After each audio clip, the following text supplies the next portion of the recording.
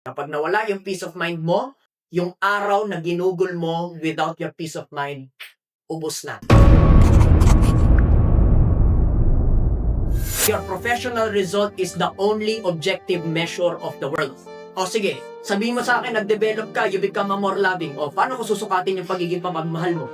Coach, mula nung naging prime ako, mas naging mapagmahal ako. Paano ko susukatin ngayon yan? Tama, mali. Sabihin ko, so anong measure natin kung paano ka mapagmahal? Tama? Coach, mula nung naging prime ako, naging purpose-driven. O paano ko susukatin yung purpose-driven na yan? Nagigets nyo? There's only one objective, measurable metrics, and that is your professional result, because that is numbers. If you were able to build yourself from 0 to 6 figures, that's objective.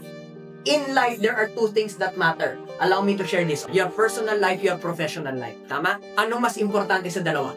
Personal. You can always make money, but your health is only a one-time thing. Pag bumigay na yung health mo, wala nang balikan yan. Madaling kumita ng pera, pero yung relationship mo is just a one-time thing. Pag bumigay na yung relationship mo, wala nang balikan yan. Are you guys with me?